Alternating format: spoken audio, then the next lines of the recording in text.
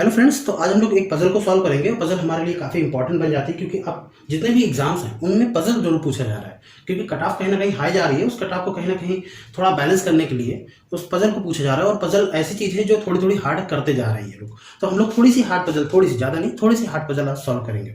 तो पजल ये है कि 11 व्यक्ति एक सीधी पंक्ति में उत्तर दिशा की ओर सम्मुख करके सामना करते हुए बैठे हैं। इससे पहले जितने भी पजल हमने बताई हैं सब स्क्रीन पर बताई हैं। आज बोर्ड का इस्तेमाल कर रहे हैं क्योंकि काफ़ी ज़्यादा चीज़ें जो है वो मैं जानता हूं, पर स्क्रीन पर इतना बताना संभव नहीं हो पाता है। ठीक है, तो आज हम लोग उसको भी डिस्कस कर लेंगे। कहा गया कि 11 व्यक्ति हैं उत्तर दिशा की ओर सामना करते हुए बैठते हैं। आई और के के बीच में 3 व्यक्ति बैठे हैं। तो सबसे पहले पजल को करने का बेस्ट तरीका होता है कि आप पजल को शॉर्ट फॉर्म में लिख लीजिए। जो लोग कहते हैं या जो भी टीचर कहते हैं कि नहीं आप डायरेक्ट बनाते चलिए, वो ऐसा नहीं है। ठीक है, थोड़ा सा डायरेक्ट बनाते चलेंगे, उसमें रिस्क होता है, थोड़ा बहुत रिस्क होता ही होता है। क्लियर कट, आप मानिए ना मानिए। अगर आपकी पजल एक बार में नहीं बनी तो फिर कहीं ना कहीं आप फिर पूरा पजल एक बार बनाते हो फिर से, तो टाइम ज़्यादा जाता है। तो इस तरीके से आप लिखते चलिए शॉर्ट फॉर्म में। ठीक है, कुछ अपने मेजरमेंट ले लीजिए, जैसे हमने अपने बहुत सारे मेजरमेंट लिए हैं कि हम ऐसे ही लिखेंगे कि आई और के बीच में 3 व्यक्ति बैठते हैं। बहुत से लोग क्या करते हैं, 3 व्यक्ति ऐसे बिठा देते हैं। ठीक है, सबका अपना अपना मेजरमेंट है, किसी का कुछ गलत नहीं कहूंगा। ठीक है, मैं उसके ऊपर 3 लिख देता हूँ।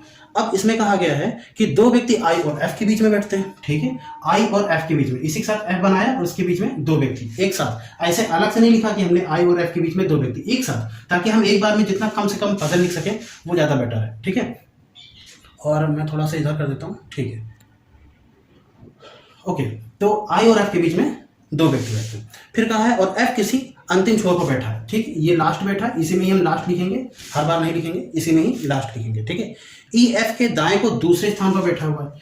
ई जो है ना, एफ के दाएं को, यानी कि ई जो है वहां जगह नहीं है वरना हम बाद में लिख लेते। तो ई जो है एफ के दाएं को दूसरे स्थान पर बैठा हुआ है। तो ये मैंने ऐसे बनाया, एरो बना करके। ठीक है, ई एफ के दाएं को दूसरे स्थान बैठा है। ये सब चीजें आप बहुत जल्दी नहीं करेंगे। पजल जितनी जल्दी लिख लेंगे आपको बनाने का समय उतना ज्यादा मिलेगा। लिखने में अगर 2 मिनट लगा देंगे तो बनाएंगे कैसे। ठीक है, ई एफ के दाएं को दूसरे स्थान बैठा है। फिर कह रहा है बी एफ या आई के बगल में नहीं बैठा हुआ है, यानी कि बी जो है एफ के भी बगल में नहीं बैठा हुआ है और आई के भी बगल में नहीं बैठा हुआ है। क्लियर, ये चीज क्लियर हो गई। बी के बगल में आई और एफ आपको नहीं मिलेंगे, के बगल में नहीं बैठा। एच सी के ठीक बाएं बैठा हुआ है। एच जो है वो सी के ठीक बाएं, यानी बाएं को पहले ही स्थान पर बैठा हुआ है। क्लियर, अब आपसे ये कहा गया, बाएं को हमने बी लिखा है। ठीक है, हम हिंदी में बना रहे हैं, आप इंग्लिश में बना सकते हैं। ठीक है, लेफ्ट राइट करके, पर हिंदी के लिए हम समझाते हैं।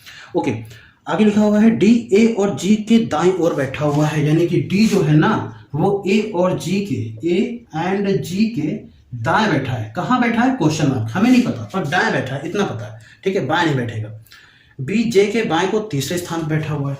बी जो है जे के दाएं को, बाएं को, सॉरी, बी जे के बाएं को, बी जे के बाएं को तीसरे स्थान पर बैठा हुआ है। ये हो गया। ठीक, तो ये हमने कहीं ना कहीं पजल लिख ली। और एक और चीज है, 4 से अधिक व्यक्ति डी और जी के बीच बैठे हैं। 4 से अधिक व्यक्ति, तो डी और जी के बीच में 4 से अधिक व्यक्ति, और ये फिक्स करने के लिए हमने गोला मार दिया। अगर हम +4 लिखते तो इसका मतलब क्या होता कि 4 या 4 से अधिक व्यक्ति, यानी 4 भी बैठ सकते हैं या 4 से अधिक, फिक्स नहीं है। और अगर हमको कोई चीज फिक्स करनी होती है तो उसको हम सर्किल के अंदर लिख लेते हैं। ये मेरा तरीका, आप कोई भी तरीका अपना सकते हो। मैंने कहा ना, तरीके पर भी डिपेंड करता है। चलिए, ये पजल हमने लिख ली। लिखने में हमको टाइम लगा, क्यों? क्योंकि हमें समझाते भी जा रहा हूँ। ठीक है, बट आपको क्या करना है, सीधा सीधा लिखते चलना, जितनी जल्दी हो सके। आप अगर 30 सेकंड में सारी पजल लिख लेते हैं, ये सारे कंडीशन, तो ज्यादा बेटर है। अब बनाते हैं यहां से, एफ और आई के बीच में 2, आई और के बीच में 3। ठीक है, एफ जो है लास्ट पर है और एफ के दाएं को, और सारे कहाँ नॉर्थ फेसिंग कर रहे हैं, यानी उत्तर की ओर फेस कर रहे हैं। उत्तर में ये बायां होता है, दायां होता है। हालांकि कोई भी लिख लो, कहीं पर भी कोई दिक्कत नहीं उठी। बट अब देखो जरा सा, अब पजल बनाते हैं। पजल आपने देख भी लिया, पढ़ भी लिया, हमने कंडीशन। अब पजल बनाते हैं। एफ को हमने यहाँ लिख लिया, क्योंकि एफ के दाएं कह रहा है इसलिए हम यहाँ लिख रहे हैं, उधर नहीं लिख रहे। ठीक है, बायां ये हो गया, दायां ये हो गया। देखते हैं, एफ और आई के बीच में 2 व्यक्ति, आई के बीच में 2 व्यक्ति, और आई और के बीच में इधर 3 हो नहीं सकते, इसलिए 1 2 3 के 11 व्यक्ति बनाने हैं। ये लास्ट है तो हमें फिक्स कर दिया हमने, के से हम, एफ से हम आगे बढ़ सकते हैं। तो 3 3 6 2 8 9 10 11, इस तरीके से हम बना सकते हैं। मतलब अपनी प्लेस को तो हम निर्धारित कर ही सकते हैं। क्लियर, अब इसके बाद हमसे कहा गया था कि एफ के दाएं को दूसरे स्थान पर, एफ के दाएं को दूसरे स्थान पर ई बैठा है। तो यहां हम ई लिख सकते हैं, लिख लिया।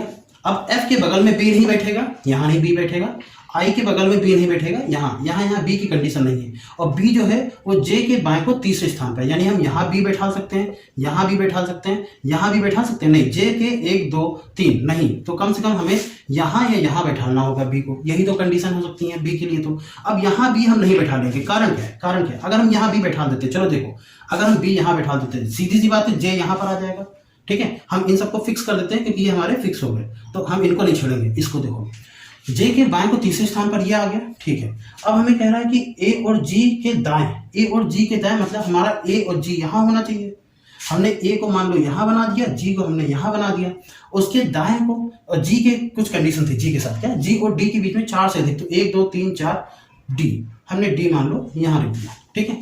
हमने ये मान लो डी यहाँ रख दिया, 4 से अधिक कह रहा है तो डी यहाँ नहीं रख सकते, सॉरी 4 से अधिक कह रहा है तो डी यहाँ नहीं रख सकते, तो हम डी या तो यहाँ रखें, यहाँ रखेंगे, अब कहीं भी रखें हम यहाँ रख देते हैं। तो सी वाली कंडीशन कहाँ गई, हाँ सी के बाएं को जस्ट एच बैठा था, जस्ट वाला तो कंडीशन गलत ही हो जाएगा। इसका मतलब है हम ये वाली सारी चीजें हम क्या कर रहे हैं, गलत कर रहे हैं। अब अगर ये गलत कर रहे हैं तो इसका मतलब क्या है कि हमको बी यहाँ लेना पड़ेगा, अगर हम बी यहाँ लेंगे तो हमको जे यहाँ लेना पड़ेगा, और जे के बाएं को तीसरे स्थान पर बी बैठा है, ठीक है। अब हमसे ये कहा गया ए और जी के दाएं को डी बैठता है, डी, तो हम डी को यहाँ बैठा देते हैं, जी को यहाँ बैठा देते हैं और ए को यहाँ बैठा देते हैं, ये हो जाएगा कुछ नहीं, अभी भी नहीं हो पाएगा।